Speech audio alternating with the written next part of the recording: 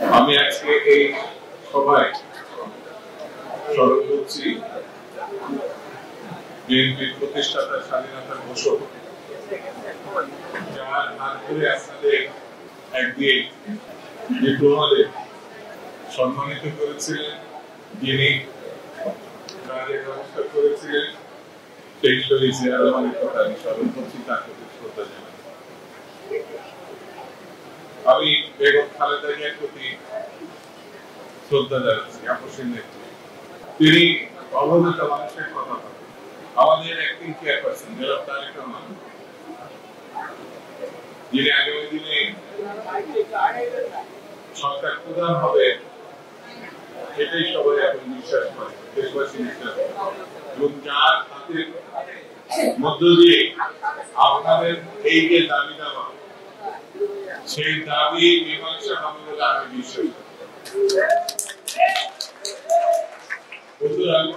চিকিৎসা মানুষের এতটা প্রয়োজনীয় জিনিস,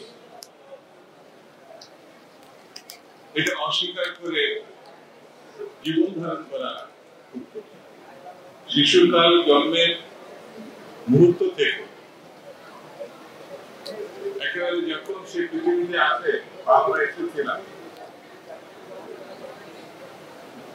এই ক্ষেত্রে গ্রামীণ জনগণের দায়ভারের একটা ভূমিকা আছে। নার্সদের তো অবশ্যই আছে, ডাক্তারদের আছে, ডিপ্লোমা যারা পদধারী, তাদেরকে অস্বীকার করে এই সমাজে এগিয়ে, কিন্তু প্রাপ্য যাওয়ার সময় কোথায় যেন একটা ঘাটতি আছে। যেমন প্রকৌশলী, ডাক্তার, কৃষিবিদ, কিন্তু তার নিচে যখন ডিপ্লোমা দাবি জানায়, তখন উপরে যারা থাকে তারা কিছু কিছু অসন্তোষ মানতে চান। আমার মনে হয় এটা নিয়ে বেশি বিতর্ক করার কারণ, উপরে যারা আছেন উপরে আছেন, যারা একটু নিচে আছেন তারা নিচে আছেন, কিন্তু গুরুত্ব এবং প্রয়োজনীয়তা অস্বীকার যখন করা হয়, তখনই দ্বন্দ্ব, তখনই সংকট সৃষ্টি। আমি আপনাদের সব মতের, সব দাবি, সব ইচ্ছার সঙ্গে একমত।